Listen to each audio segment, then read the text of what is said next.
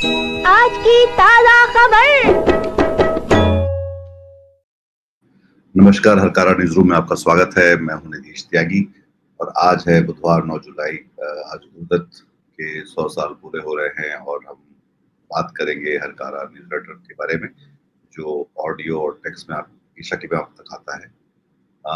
ये बात होगी बिहार से लेकर ब्रिक्स तक और गौरव नौरियाल मेरे साथी है और साथ हरीश चतुर्वेदी भी है। तो गौरव, पहले क्या सुर्खियां हैं आज की हमारे पास? जी, सबसे पहले बिहार को लेके ही सुर्खियां अभी लगातार बनी हुई है। बिहार में जो मतदाता सूची को लेकर गफलत मचा हुआ था, तो सबसे ज्यादा जो मांग आ रही है, इंडियन एक्सप्रेस की रिपोर्ट है, वो डोमिसाइल सर्टिफिकेट बनाने की आई है और ये लाखों में ये आवेदन, बहुत कम समय में लाखों में आवेदन आए लोग डोमिसाइल बनाने के लिए, ताकि वो मतदाता सूची में बने रहें किसी तरीके से। इसके अलावा ये भी चिंताएं हैं कि एनडीए का जो दांव है चुनाव आयोग का, ये कहीं उल्टा ना पड़ जाए। एक रिपोर्ट रिपोर्टर्स कलेक्टिव ने भी की है। उन्होंने बताया है कि वही मतलब उन्हीं की रिपोर्ट है कि हर मतदाता शक के घेरे में अचानक से कैसे आ गया, जबकि जनवरी तक सब कुछ ठीक था, आपकी सूची बिल्कुल एकदम दुरुस्त थी जो आप बात कर रहे थे, लेकिन अचानक से वो सब शक के घेरे में आ गया। तो ये बिहार चुनाव को लेकर मतलब जो लगातार गफलत बनी हुई, उस पर सवाल उठ रहे हैं और लोगों को इस बात की भी चिंता है कि एनआरसी जैसी कोई प्रक्रिया है। इसके अलावा कांग्रेस ने भाजपा सरकार से पूछा है कि अमेरिकी एक ट्रेडिंग कंपनी है जैन स्ट्रीट, उसने भारतीय शेयर बाजार में हेरफेर करके 44,000 करोड़ रुपए अमेरिका पहुंचाए हैं। तो वो पूछ रहे कि सर भारत सरकार, भाई अब कांग्रेस पूछने लगी है कि इसे वापस कैसे लाएगी, जो भारत ये हेरफेर करके जो पैसा गया है, इसे वापस लाने के लिए आपके पास क्या है। एक रिपोर्ट गरीबी पे आई है कि आखिर भारत में गरीब कहाँ गायब हो रहे हैं, इस पे भी हम आगे चर्चा करेंगे। असम में 3 गांवों से 1400 के करीब मुस्लिम परिवार बेदखल किए गए हैं। तो असम में लगातार से इस तरीके की खबरों की बाढ़ आई हुई है।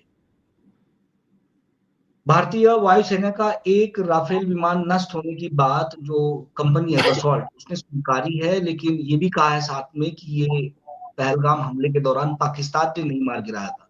हालांकि ये दावा राफेल बनाने वाली कंपनी की तरफ से ही आया है। एक और खबर आई है, बिहार में जादू टोना के शक में कल पूरे दिन भर ये टीवी पे भी बड़ी सुर्खियों में रही। भारत में एक ही परिवार के 5 लोगों की हत्या कर दी गई। ऐसी एक और खबर है कि जादू टोना के शक में एक बुरी आत्माओं को भगाने के चक्कर में एक तांत्रिक ने इतना एक महिला को मारा कि मर गई। तो ये 2 बड़ी अजीब सी कल विचलित करने वाली खबरें रही हैं और ये टीवी पे भी काफी चर्चा में रही। तमिलनाडु में मंदिरों में दलितों से भेदभाव का आरोप लगा है। एक पूरे इलाके ने कहा है कि भाई हम तो सालों से यहाँ आते रहे, लेकिन हमें मंदिरों में प्रवेश नहीं दिया जा रहा। अब उन्होंने लड़ाई इस बात को लेकर शुरू कर दी है कि हमें एक नहीं, बाकी आसपास के जो भी मंदिर है हमें भी प्रवेश दिया जाए। तो तमिलनाडु में लगातार ये संघर्ष भी जारी। जी। और चलते चलते ये है कि रॉयटर्स की जो ब्लॉकिंग थी वो हटा दी है। सरकार ने कहा है कि भाई हमने कोई ऐसा आदेश नहीं दिया था, एक्स ने कहा कि हमें आदेश मिले थे। तो इस पे लगातार कल पूरी चर्चाएं हुई है कि सरकार अपना बचाव करती रही कि नहीं नहीं हमने नहीं दिया। एक्स ने सूची जारी कर दी कि भाई हमें तो 2300 से ज्यादा अकाउंट बंद करने के लिए कहे गए थे, और जब सरकार को पता लगा कि इसमें राइटर्स भी है इस सूची में, तो मतलब ये एक सवाल है कि सरकार बिना जांचे ही वो सूची सौंप दी गई थी या अपनी मर्जी से वो उसे ट्विटर ने लिया था। आरोप भी लगते रहे कि वो बंद करवाती है अपने खिलाफ जो भी आलोचना, जहां से भी आलोचना हो रही है या जो इस विरोध की जो आवाज है उन्हें बंद करवाने के लिए। इस तरीके की पहले भी हमने प्रैक्टिस देखी है, जब अकाउंट बंद हुए या वेबसाइट बंद करवा दी गई, ये सब चलता रहा है। ट्रंप के लिए इसराइल ने अब नोबेल पुरस्कार की मांग की है। गाजा गाजा और ईरान में जो पिछले दिनों इसराइल ने लड़ाइयां लड़ी, उसके बाद नेतन्याहू पहुंचे थे अमेरिका, और वहां पे बेसिकली बात गाजा को लेकर होनी थी कि गाजा सीज फायर को लेकर जो दुनिया भर में दोबारा से सुगबुगाहट शुरू हुई है। लेकिन इस बीच निकल के आता है कि नेतन्याहू ट्रंप को नोबेल के लिए वहां पे नामित करते, तो ट्रंप बड़े खुश हैं इस बात से। खैर, आज गुरुदत्त की 100वीं जयंती भी है। हम लोगों ने कल हर डीप डाइव में इसमें लंबी बातचीत की है गुरुदत्त को लेकर अमिताभ अग्निहोत्री से, जो फिल्म अमिताभ समीक्षक है, श्रीवास्तव। वरिष्ठ अमिताभ श्रीवास्तव। अब अमिताभ श्रीवास्तव, सॉरी। तो आज गुरुदत्त की जो 100 आज वो जीवित होते तो आज 9 जुलाई को अपना 100वां जन्मदिन मना रहे होते। तो आप इस बातचीत को भी देखें। कुल मिला के तेलुगु राज्यों में मोदी साहब का गणित कैसे गड़बड़ा है, इसे लेके भी हमने एक खबर की है। तो मोटे तौर पे यही आज की खबरें हैं। शुरुआत हम बिहार से ही करने जा रहे हैं। जी। पहले बिहार, क्योंकि बिहार पे काफी सारा कुछ है और रिपोर्टर्स कलेक्टिव ने बहुत ही एक लंबी चौड़ी एग्जॉस्टिव खबर की है नितिन सेठी और आयुषी कर ने, जिसमें वो ये बता रहे हैं कि जो सरकारी प्रक्रिया होती है, क्योंकि हाल ही में लोकसभा चुनाव जब हुए थे तब तब तक तो मतदाता सूची मुकम्मल थी और वो स्वीकार भी थी चुनाव आयोग को, पर वो और इसमें वो कहते हैं कि जो रिकॉर्ड्स, मैं उसमें से पढ़ के सुनाता हूँ जो उन्होंने कहा है। द रिपोर्टर्स कलेक्टिव द्वारा समीक्षा की गए रिकॉर्ड इस बात की पुष्टि करते हैं कि 24 जून का चुनाव आयोग का यह फैसला चौंकाने वाला यू टर्न था। सबूत दर्शाते हैं कि इस आदेश से कुछ दिन पहले तक राज्य की चुनाव मशीनरी 2024 के संसदीय चुनावों के लिए अंतिम रूप दी गई मतदाता सूची को वैध मानकर नियमित तौर पर अपडेट कर रही थी। इससे भी महत्वपूर्ण बात यह है कि बिहार के चुनाव तंत्र ने जून 2024 और जनवरी 2025 के बीच विशेष सारांश पुनरीक्षण 2025 नामक एक व्यापक अभ्यास पहले ही पूरा कर लिया था। यह अभ्यास चुनाव आयोग के उन दावों का खंडन करता है कि बिहार के चुनावी डाटाबेस इतना खराब था कि उसे पूरी तरह से बदलने की जरूरत है।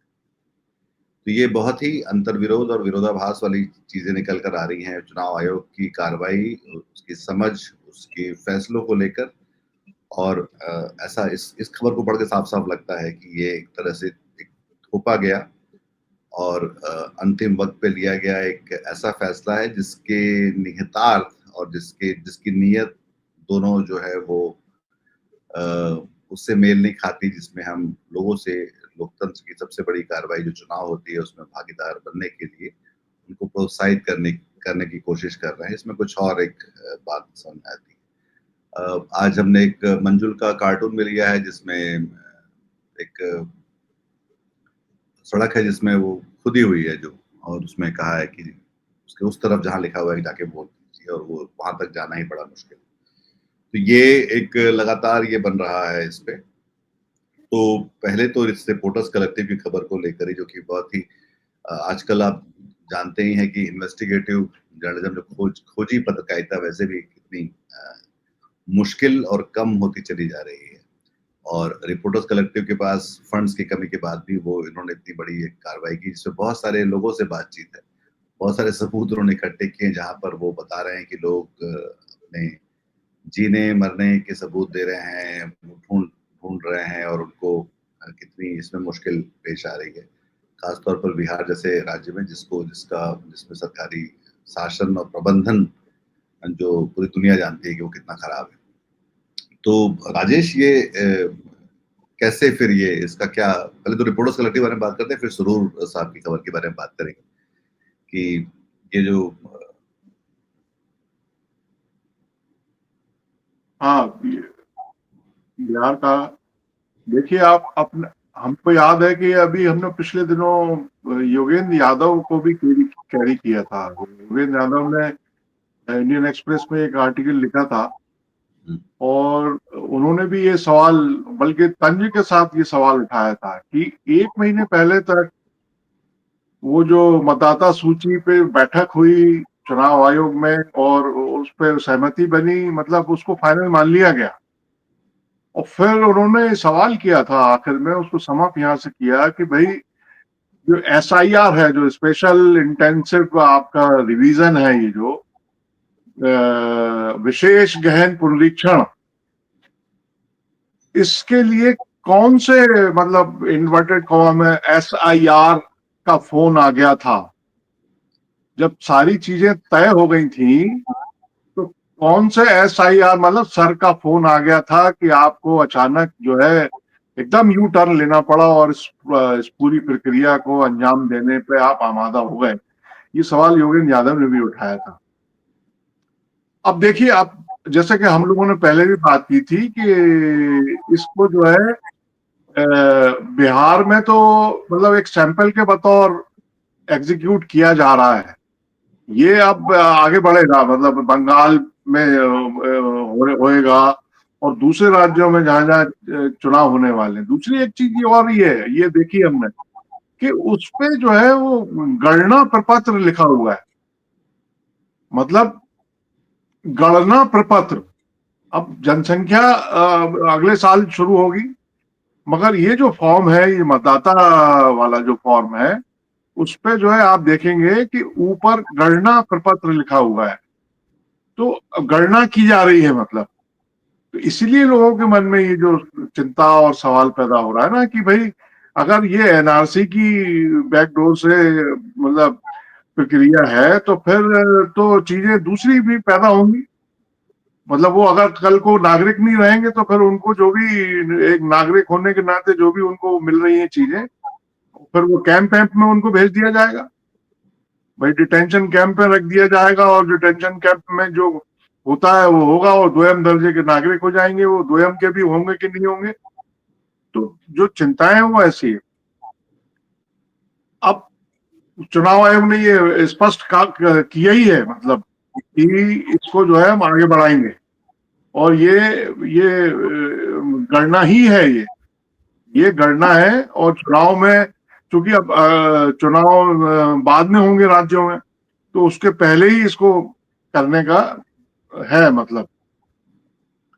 तो अब कल इस इसमें पे जो सुनवाई है, कल 10 जुलाई है। कल सुप्रीम कोर्ट में वो जो याचिकाएं लगी हुई हैं, 4 लोगों ने लगाई हैं, वो कल का दिन बहुत इम्पोर्टेंट है। सुप्रीम कोर्ट इसमें क्या करता है, क्योंकि उन्होंने वकीलों ने मांग तो ये रखी थी कि भाई इस पे तत्काल आप सुनवाई करिए, लेकिन उन्होंने नजदीक की फिर भी 10 तारीख लगा दी है, क्योंकि 25 तारीख तक ये पूरा करना है। समय बहुत कम है, 25 तारीख तक इनको जो है वहां की जो वोटर लिस्ट है उसको फाइनल करना है। अब वो सवाल तो बहुत सारे हैं, अभी हम इस पे और बात करेंगे। तो भाई आदमी, कई सारे लोग तो बाहर हैं, पंजाब में, इधर उधर देश में, तमाम साउथ में, पश्चिम में, मुंबई में, महाराष्ट्र में, तमाम जगह काम कर रहे हैं और रह रहे हैं वहां। अब वो कैसे आएंगे, और फिर ये सब दस्तावेज जो 11, और फिर वो जो हमने खबर ली है ना, बहुत इंपॉर्टेंट खबर है कि आप डोमिसाइल, देखिए बन रहा है, लोगों ने निवास प्रमाण पत्र के लिए, मूल निवासी प्रमाण पत्र बोलते हैं उसको, उसको बनवाने के लिए आवेदन किए हुए हैं। लाखों आवेदन, एक हफ्ते में 16 लाख आवेदन लग गए, और उसमें शायद 13 लाख कितने पेंडिंग है। बना ही नहीं पा रहा, क्योंकि आपका पास सिस्टम ही नहीं है, और आप मतलब तमाम समस्याएं हैं उसमें। तो जब डोमिसाइल बनवाने के लिए आप क्या मांग रहे हैं, आधार ले आओ या आप राशन कार्ड ले आओ। मतलब कैसी विडंबना है। और ये कि यहाँ आप आधार मांग रहे हैं, तो भाई जो हम लोगों ने पहले भी बात की थी कि इसमें आधार क्यों नहीं आप स्वीकार करते हैं, मगर नहीं इसमें किया जा जो रहा है। इसमें जो बुनियादी सवाल है रिपोर्टर्स कलेक्टिव का, उसमें उसके हिसाब से बात है कि आप पिछले चुनाव में उसके बाद से लगातार जो तस्दीक करने की जो प्रक्रिया होती है वो आप करते रहे थे। उसके बाद एक दिन ने कहा कि आपको एक इल्हाम सा हुआ, उसके बाद आपने कहा कि सब कुछ शक के घेरे में है, हमको हर मतदाता का सत्यापन करना पड़ेगा। तो अब ये एक बात कि आपने किसको इसमें भरोसे में लिया ऐसा करने से पहले, तो वो लोगों को तो नहीं लिया, स्थानीय सरकार को भी नहीं लिया, और जो है एक तरह से फैसला थोप दिया। दूसरा, वो कौन से कारण थे जिसके कारण आपको लगा कि सत्यापन करना जरूरी था, जो कि आपने देश को नहीं बताया? तीसरा, कि अगर वो गलत था तो वो आपने उन पे कार्रवाइयां क्यों नहीं की, जो कि पहले जो गड़बड़ या घपले हो रहे थे। तो ये लगातार जो चलता आ रहा था, इसकी जिम्मेदारी भी आप चुनाव आयोग की थी, और वो अपने आप को इसके लिए खुद को कटघरे में खड़ा क्यों नहीं करा, वो लोगों को क्यों कटघरे में खड़ा कर रहा है? और चौथा जो सबसे आखिरी बात है कि आप लोगों को कैसे साबित करने के लिए कह सकते हैं कि आप इस देश के नागरिक हैं कि नहीं। ये तो आपका काम है पता करना, और वो आप इस बार आप लोगों पे थोप रहे हैं। ये जो लगातार ये, और भारतीय जनता पार्टी की ये लगातार की एक उनकी नीति है कि लोगों को साबित करना है कि वो, जब तक वो साबित नहीं करेंगे कि वो निर्दोष है, तब तक आप जो है आप पे शक किया जाता रहेगा, और आपको लगभग अपराधी की तरह आना जाता रहेगा। तो ये अपने आप में न्याय का भी जो, इंसाफ का एक जो कायदा होता है, उसको भी तोड़ के ये किया जा रहा है। और ये इतना मुश्किल है, लग रहा है इसके आधार पे, कि ये जो है वो लोगों के लिए साबित कर पाना, खासतौर पर उस राज्य में जहाँ पर साक्षरता की दर कम है, जहाँ पे बहुत सारे लोग बहुत ज्यादा गरीब हैं, बहुत सारे लोग जो है रोजी रोटी के लिए पलायन करते हैं, दूसरी जगह पे रहते हैं, तो उनके लिए एक खासा मुश्किल काम है। और उसको लेकर फिर जो ये हवा चल पड़ी है कि जो नागरिकता को लेकर के आपकी नागरिकता ही नहीं रहेगी अगर ये आप इस बार के मतदाता नहीं, भले आपके पास आधार कार्ड हो, भले आपके पास वोटिंग कार्ड हो, अ, राशन कार्ड हो, बाकी सारे जो कागज होते हैं जिसके कारण आपका अस्तित्व तय होता है, वो ना हो तो, पर वो अगर उनके हिसाब से अगर वो नहीं है तो फिर आप अगर आप पहले आप इस देश में मतदाता नहीं रह पाएंगे, और दूसरा ये कि फिर उसके बाद आपकी नागरिकता को लेकर भी सवाल उठाया जाएगा।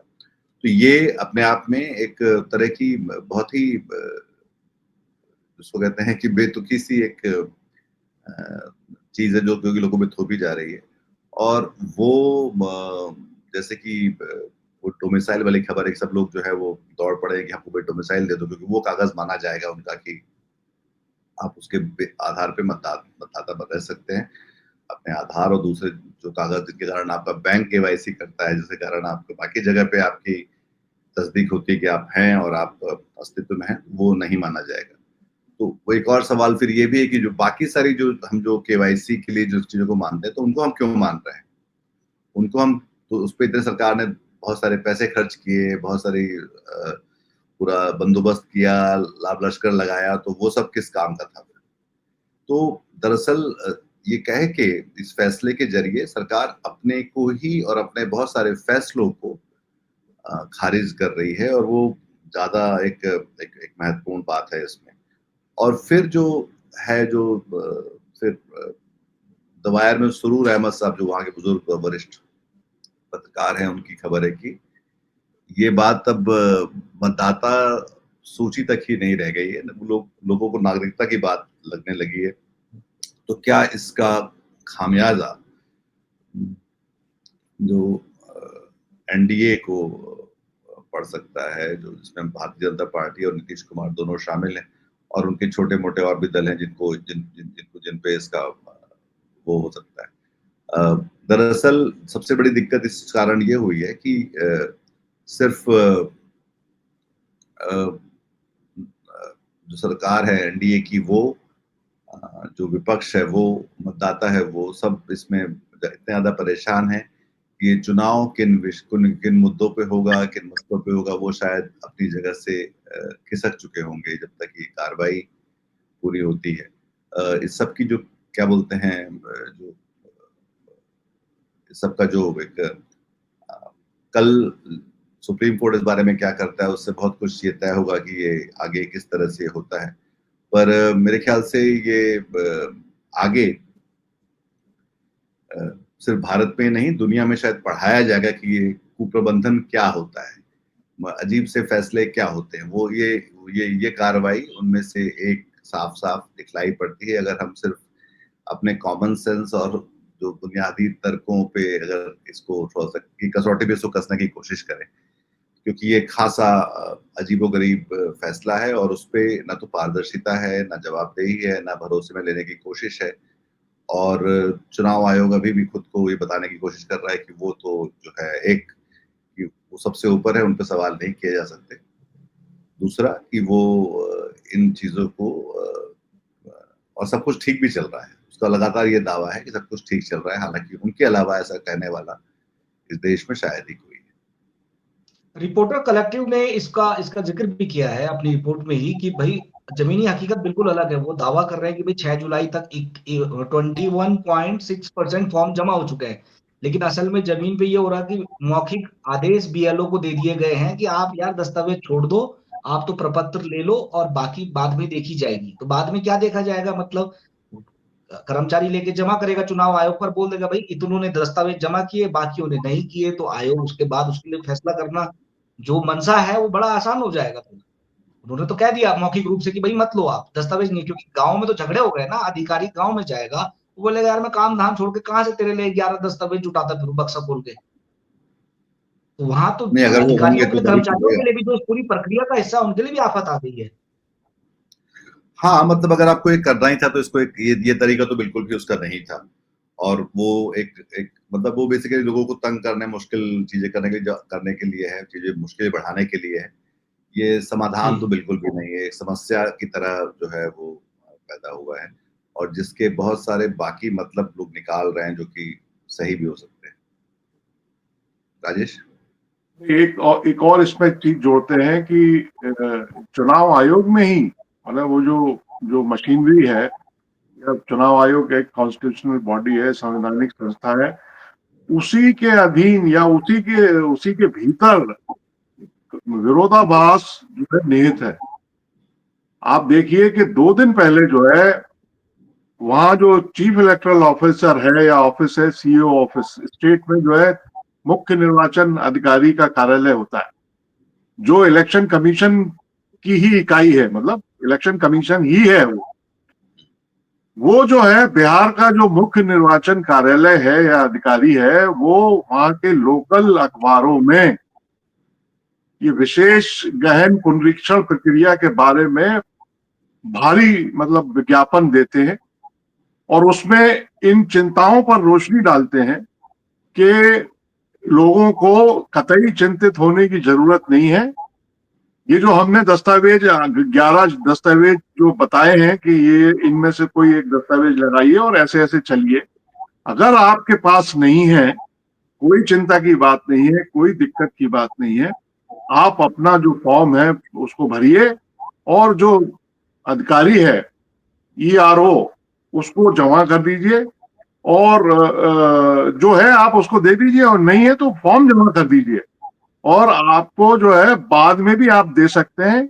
और अगर बाद में भी आप नहीं दे पा रहे हैं तो वो जो चुनाव का लोकल लेवल का कर्मचारी है या अधिकारी है, बीएलओ है वगैरह वगैरह, ईआरओ है, वो अपने तय ये तय कर लेगा, अपने विवेक से ये तय कर लेगा, सुनिश्चित कर लेगा कि इनका जो फॉर्म है, आवेदन है, वो बहुत जायज है और इनका नाम मतदाता सूची में आना चाहिए।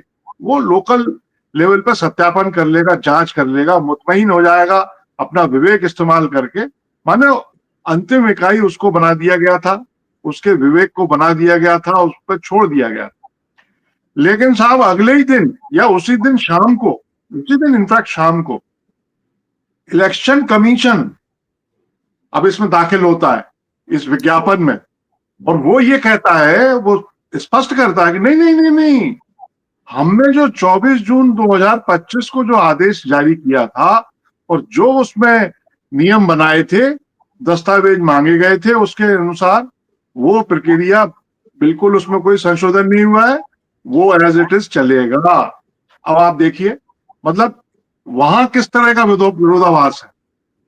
तो अब उसका नतीजा क्या निकल रहा है? 11% लोगों से आवेदन ले लिए गए, फॉर्म जमा कर लिए गए हैं 11% से।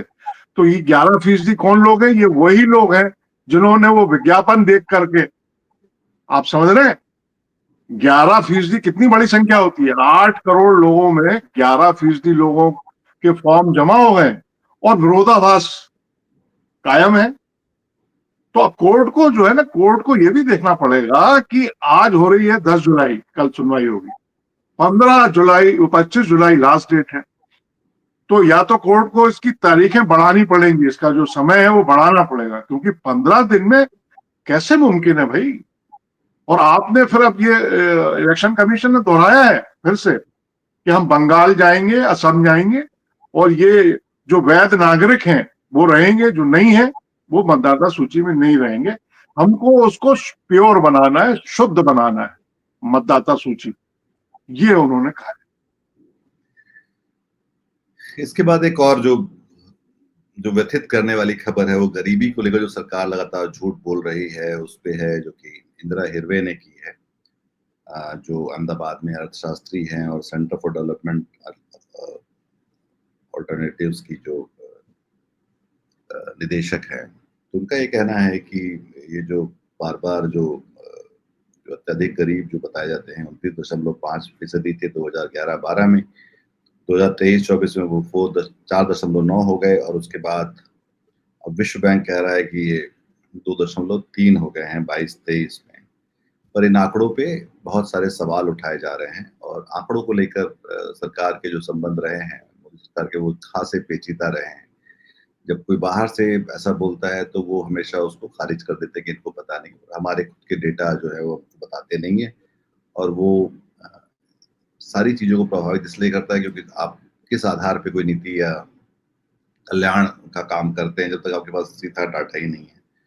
तो इंदिरा हरवे ने इसमें पूछा है, जो बायर में का विश्लेषण छपा है, कि अगर सिर्फ 4.9 फीसदी अत्यधिक गरीब हैं, तो 5 साल की कम उम्र के 35% बच्चे जो है स्टंटेड क्यों हैं, क्योंकि उनकी ग्रोथ ठीक से नहीं हुई है, और 18.5 बच्चे जो हैं कम वजन के क्यों हैं। अगर वो गरीब नहीं है तो फिर ये ऐसा कैसे है कि आप 80 करोड़ लोगों को जो है मुफ्त राशन भी खिला रहे हैं और आप कह रहे हैं कि गरीबी इस देश में नहीं है। तो ये जो सवाल जो बार-बार खड़ा होता है, कुपोषण में 13.7% जो है, तो ये अलग-अलग जो डेटा सेट्स हैं वो आपस में मैच ही नहीं कर रहे, और हम ये खबर लेके उड़ पड़े हैं कि हम सबसे बड़ी अर्थव्यवस्था हैं, चौथी और तीसरी हो जाएंगे, और हमारा देश जो है सबसे समृद्ध और बढ़िया लोगों का है, जहाँ पे हम दूध की नदियाँ जो है बह रही हैं। पर जो है वो हंगर इंडेक्स में आप जो है 127 देशों में से 105वें स्थान पर हैं। तो ऐसा क्या सब लोग डाइटिंग कर रहे हैं, जो मतलब अमीर है पर सब लोग जो है भूखा खुद को रख रहे हैं, कि वो एक सवाल है, इसको लेकर शायद सरकार से जवाब देने के बारे में उसको सोचते भी नहीं कि इसके बारे में हम जवाब दें, और हमारा झूठ इतना साफ और सफेद है, इसकी भी उनको परवाह नहीं कि कोई इसको उनको बात करनी चाहिए।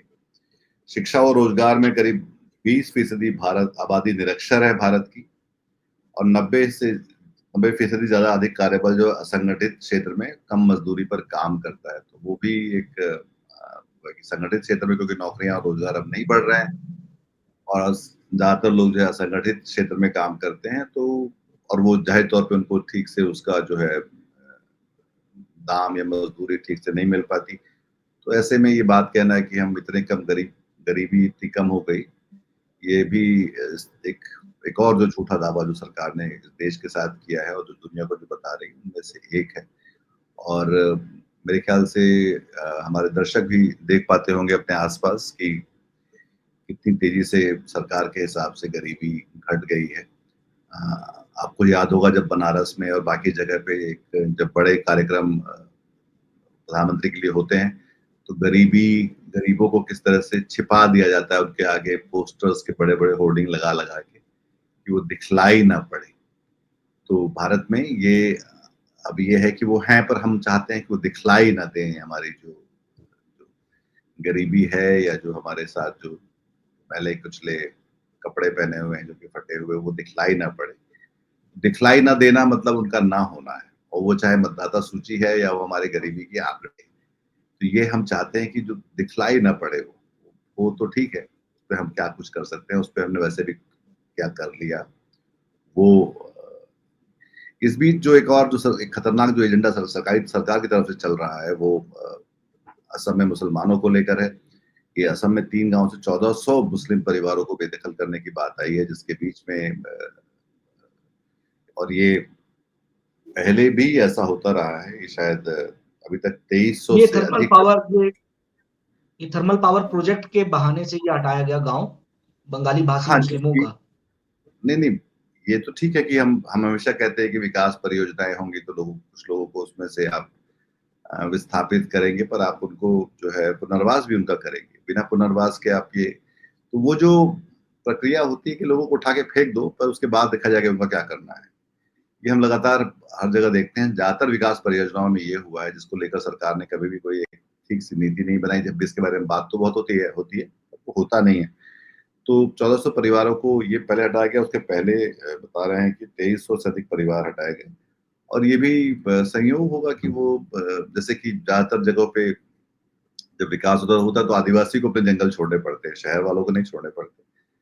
और अब यहाँ छोड़ने पड़ रहे हैं तो वो मुसलमान ज्यादा है उसमें बजाय हिंदू के। ये भी एक तरह से बहुत ही क्यूरियस और ध्यान देने वाली बात है कि वो बाकी लोग नहीं। इसमें क्या है, बंगाली भाषी जो मुस्लिम है उनको टारगेट किया जा रहा है। वो पिछले दिनों जो है चीफ मिनिस्टर हेमंता बिस्वा शर्मा वहां गए भी थे और उन्होंने बोला भी था, और इस पे वो बोलते रहे हम लोग देख ही रहे कि वहां वो निशाने पे उन्होंने बताया था कि इस जमीन पे जो है वो थर्मल पावर प्रोजेक्ट के बारे में विचार किया जा रहा है और अडानी जी से बात की जा रही है, अडानी साहब से बात की जा रही है और उस संयंत्र के लिए मतलब ये प्रपोज्ड है, अभी प्रपोज्ड है और वो सरकारी जमीन है तो उसको खाली, लेकिन उसमें जो वो है बात यही है कि वो जो आबादी वहां उस जमीन पे आबादी जो है वो पूरी जो आबादी बंगाली भाषी मुसलमानों की आबादी है और उनको ही इसलिए शिफ्ट किया गया है, उनको हटाया गया है, शिफ्ट किया गया है। रिहेबिलिटेट करेंगे जो भी करेंगे पॉलिसी के तहत। इसी के साथ पुणे में भी एक खबर है जहाँ पे एक 2 गांव से मुस्लिम परिवारों का पलायन, कि वो काफी समय से वहां पे रह रहे थे, उनकी बेकरियां चल रही थी, बहुत सारे लोग उसमें रोजगार पाते थे, उन सबको वहां से हटाया गया।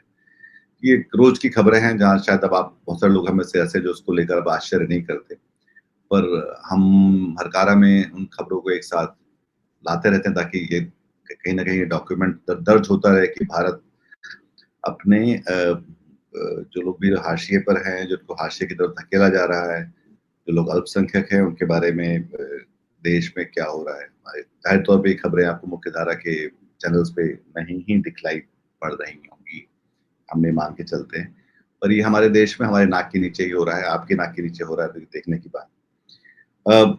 दसों जो राफेल बनाने वाली विमान कंपनी, फ्रेंच कंपनी है, जिसको लेकर खासा पहले भी भारत में हल्ला हो चुका, और ये ऑपरेशन सिंदूर के दौरान इसके गिरने की बात सरकार ने कभी भी साफ साफ स्वीकार नहीं की, पर अब उस कंपनी ने मान लिया कि हाँ, हमारा एक जहाज जो है उसमें गिरा।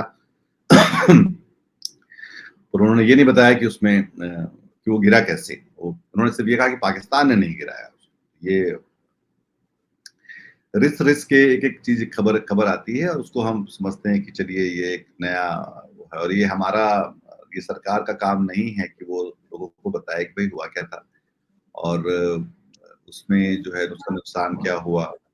तो पहले शुरू दसों में के सीईओ ने हमारे दसों के जो पायलट सीईओ है, जी आप खत्म कीजिए अपनी बात, फिर मैं। हाँ, तो हमारा पायलट जो है बच के सब घर आ गए थे, पहले ये बताया गया था, फिर उसके बाद नहीं ऐसा कुछ हुआ, फिर युद्ध में तो कुछ तो ऐसा होता है। तो ये एक बड़ा लेयर्ड ग्रेडियंट की तरह सरकार की तरफ से बातें आती रहती हैं, जिसको लेकर जाहिर तौर पे फिर जब युद्ध होता है, फॉग ऑफ वॉर होता है, लोग अलग अलग तरह की बातें करते हैं और उसको फिर यहाँ वहां से जोड़ के देखने लगते हैं, तो जिसकी कोई जरूरत शायद नहीं होनी चाहिए थी, क्योंकि ये जब आप जंग में जाते हैं तो कुछ तो नुकसान होते हैं, उसके बारे में साफ साफ कह रहे हैं, आप बताना क्यों नहीं चाहते।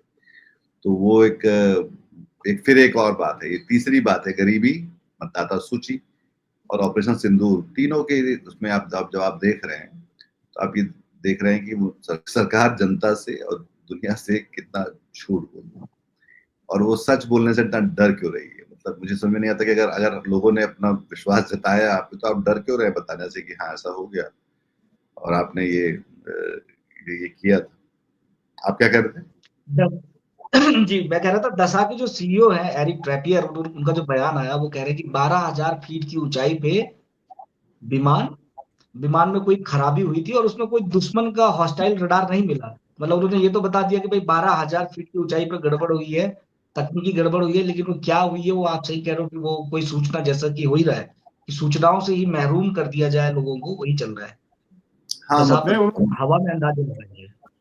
उन्होंने साथ में ये भी कहा है ना, उन्होंने ये कहा है कि भाई जांच चल रही है, अभी जांच चल रही है, अभी आप निष्कर्ष पर नहीं पहुंचे। हमने आपको इतनी सूचना दे दी कि वो जो है बार बार जब ये सवाल उठाया जा रहा है कि हमने 3 गिरा दिए, तो उसने कंपनी ने खुद ही कह दिया कि नहीं, एक गिरा है और वो तकनीकी खराबी के कारण गिरा है और उसकी भी जांच चल रही है अभी। लेकिन हम अभी आपको इतना बता दे रहे हैं कि चीन का हाथ तकनीकी कारण गिरा है और जांच चल रही है, जांच गोइंग ऑन। अब जांच कब तक चलेगी, क्या होगा वो। साथ में ये भी बताया है कि भाई इसमें बोला चीन का हाथ, और चीन सक्रिय हो गया था कि केवल आप राफेल को देखो और आपको इस राफेल की परफॉर्मेंस देखनी है पूरी। तो ये भी उन्होंने कहा है साथ में कि चीन ने सक्रिय किया प्रोपेगेंडा। एक और खबर बहुत दिलचस्प, जिसमें भारत का रवैया वो भी साफ दिख रहा है कि हम किस तरफ खड़े हैं और हम क्या चाह रहे हैं। इंटरनेशनल कोर्ट ऑफ जस्टिस जो है उसने तालिबान सरकार जो है अफगान अफगानिस्तान के, उसके 2 नेताओं के खिलाफ गिरफ्तारी वारंट जारी किए हैं, क्योंकि जिस तरह से वहाँ पे महिलाओं के साथ बर्ताव किया जा रहा है, उनकी शिक्षा दीक्षा को लेकर, उनकी पढ़ाई को लेकर, उनके रोजगार को लेकर, उनकी आज़ादियों को लेकर। और तो एक तरफ तो ये हो रहा है, दूसरी तरफ जब संयुक्त राष्ट्र में जो एक वोट किया गया तालिबान सरकार को की निंदा करने के लिए और उसके बारे में वहाँ पे एक प्रस्ताव लाया गया, तो भारत ने उसमें एब्सटेन किया। भारत की आजकल नई तरह की, जहाँ पे पहले दुनिया में जो सकारात्मक ताकतों, सकारात्मक चीजों की नेतृत्व करता था, चाहे वो फिलिस्तीन की आजादी को लेकर था या निर्गुट सम्मेलन एक होता था जिसकी इंदिरा गांधी काशी नेतृत्व करती थी, और उसमें यासर अराफात और फिदेल कास्त्रो जैसे लोगों के चेहरे मुझे अभी भी याद पड़ते हैं कि वो बार बार मिलना जुलना और वो एक फोर्स की तरह बताना उन चीजों को। तो वो अब हम जो है चुप रहकर अपनी मंशा बता रहे होते हैं, हम उसमें मुखर होकर कुछ बोल नहीं रहे हैं। तो ये इजराइल के पक्ष में भी हमने अब्सटेन किया था, और ये बहुत गजब की बात है कि हम इजराइल के पक्ष में भी अब्सटेन कर रहे हैं और हम तालिबान के पक्ष में भी अब्सटेन कर रहे हैं। तो यही जो 2 देश हैं जिन्होंने पाकिस्तान की खुलेआम उन्होंने सिंदूर में जो है कहा था कि हाँ पाकिस्तान जिम्मेदार है इस आतंकवाद के लिए। बाकी दुनिया भर में जितने भी गले मिल लिए, कहाँ घूम घाम आए, किसी भी एक भी देश ऐसा नहीं था जिसने, सबने कहा आतंकवाद खराब चीज है, पर किसी ने ये नहीं कहा कि इसके पीछे पाकिस्तान है, जिसकी भारत ने जिसपे जान लगाई हुई थी अपनी भारतीय सरकार, कूटनीति, सर्वदलीय प्रतिनिधि मंडल सबके बाद भी। पर ये बात हमको समझनी चाहिए कि हम जब ये मतदान वगैरह हो रहे हैं अफगानिस्तान में मानवाधिकार के लिए, औरतों के अधिकार के लिए, उनकी आजादियों के लिए, तो हमारा देश भारत विश्व गुरु जो है वो चुप रहा। उसने एक तरह से तालिबान के समर्थन में हम चुप रहे, हमने उन लोगों की तरफ से कोई बात कहने की कोशिश नहीं की। और ये जो है जिसके लिए हम सब एक तरह से जिम्मेदार उस तरह से नहीं है, पर भागीदार तो हैं, क्योंकि हम लोग इस देश में रहते हैं।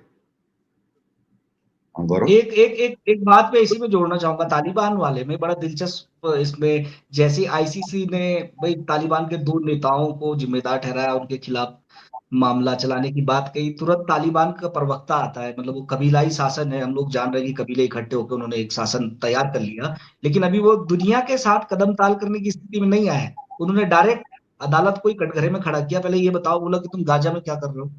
तालिबान वालों ने बोला पहले गाजा तो देख लो, तुम्हारे बगल में वहां कत्लेआम मचा हुआ है और तुम हमें बोल रहे हो।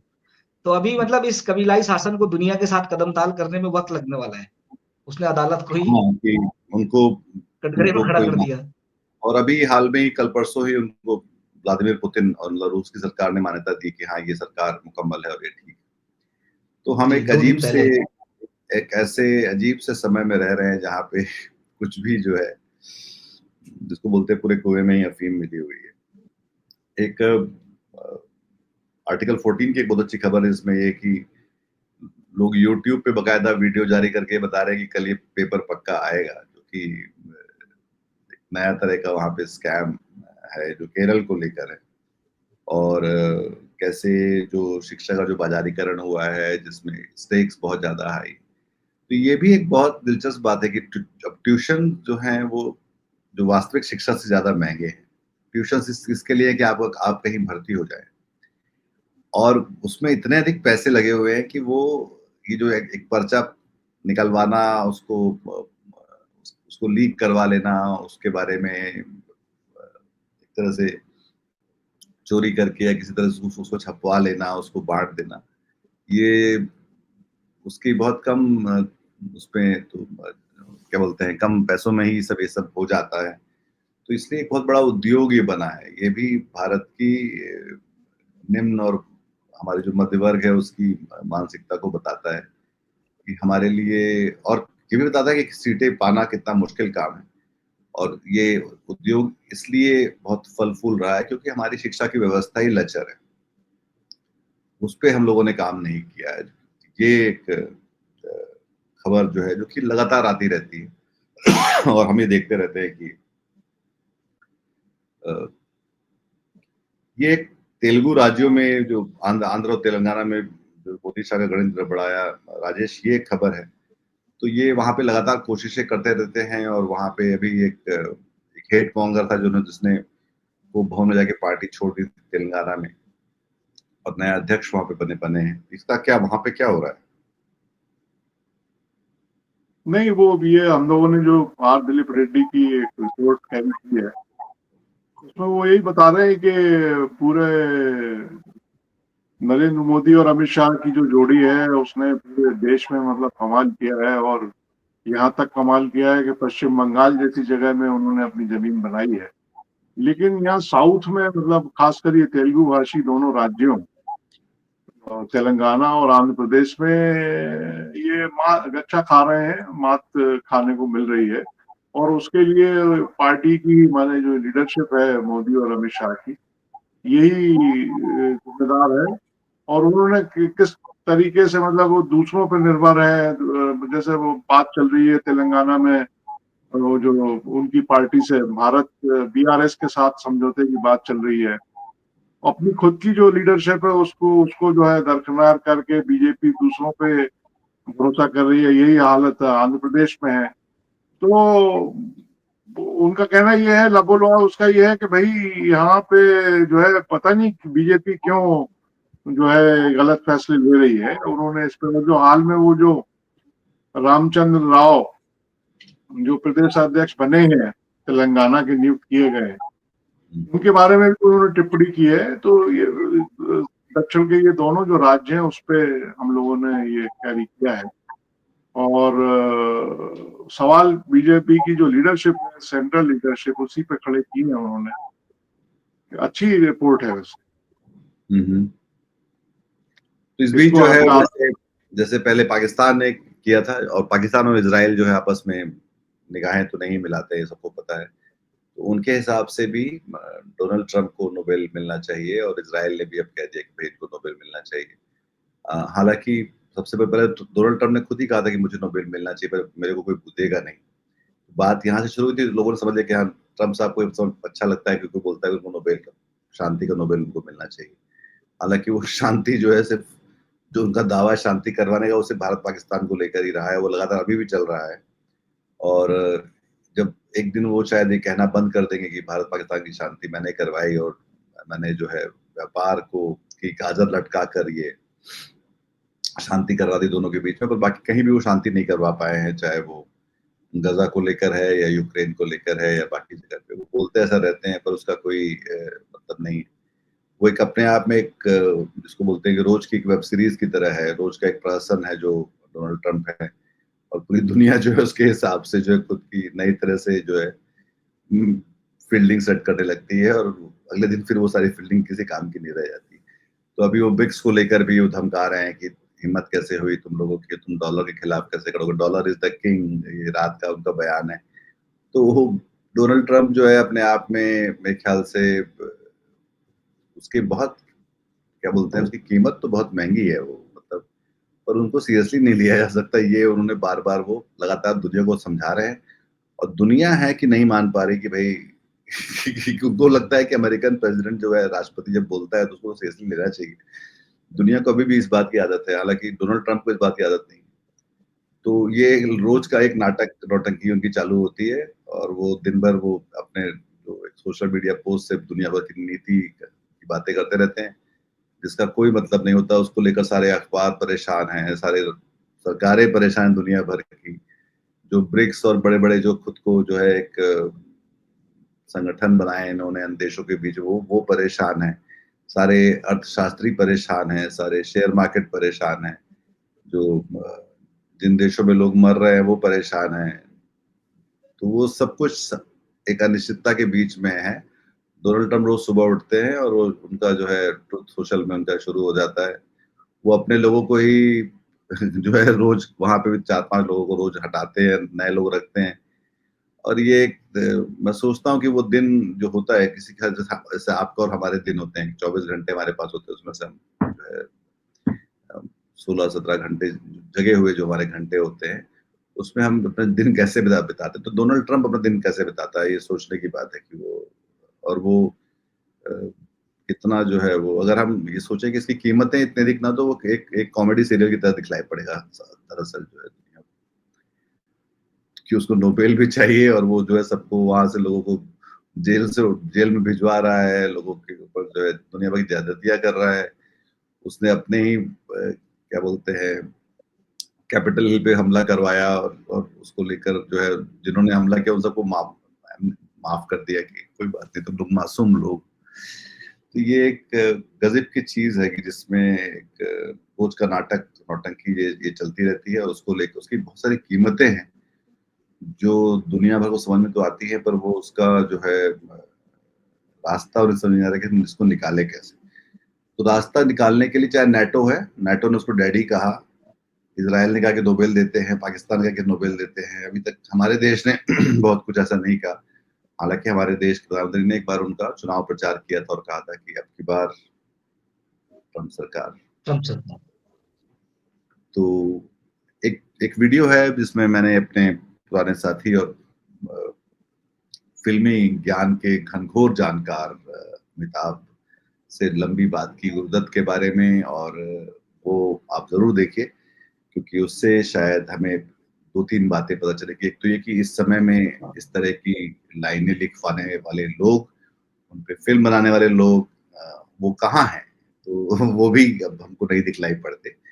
जो और ये फिल्म अमिताभ कह रहे थे कि आजादी के 10 साल बाद आई थी, उसमें इस तरह की लाइन थी। आज वो इस तरह की लाइन कोई लिखेगा तो क्या वो उस पर फिल्म बन सकती है भारत में, ये उनका सवाल था। और उसको लेकर बहुत सारे और गुरुदत्त को लेकर जो उनकी बहुत इंटेंसिटी, उनकी फिल्म मेकिंग, उनके स्किल्स, उनके साथ काम करने वाले लोग, और एक बहुत थोड़े समय से पहले खत्म हुई जिंदगी के बारे में हम लोगों ने बात की। अगर आप फिल्मों के शौकीन हैं और पुराने जमाने के लोग हैं शायद, तो शायद आपको ये बहुत मजा आएगा इस बात को सुन के, और बहुत सारी नई बातें मालूम चलेंगी अमिताभ के जरिए इसमें। तो आज का नए जमाने के लोगों के लिए भी बढ़िया है, उसमें कम से कम फिल्मों को देखने का नजरिया तो अमिताभ जो दे रहे हैं उस पूरी बातचीत में, नए जमाने के लिए तो वो भी सीखने वाली बात है ना, कि फिल्मों को देखने की तहजीब क्या होनी चाहिए। 3 घंटे में फिल्म नहीं होती, उसके आगे पीछे की भी पूरी कथा है। गुरुदत्त की फिल्में जो है बहुत जगहों पे फिल्म मेकिंग के जो कोर्सेज है वहाँ पे पढ़ाई जाती है, और उनका जो पूरा क्राफ्ट है वो भी, और उनका जो परफेक्शन है वो काफी लोग उसकी हमेशा चर्चा करते हैं। इस पे शायद हम लोग आगे भी बात करेंगे, क्योंकि ये मैं जब गुरुदत्त के बारे में इसमें बात कर रहा था मुझे लगा कि हम सिर्फ जो है बहुत ही क्रूर किस्म के समाचारों और उसके शोर से बचने वाली तथ्यात्मकताओं के बारे में ही बात करते हैं, और वो दरअसल हम सबको कहीं ना कहीं विचलित ज्यादा करती।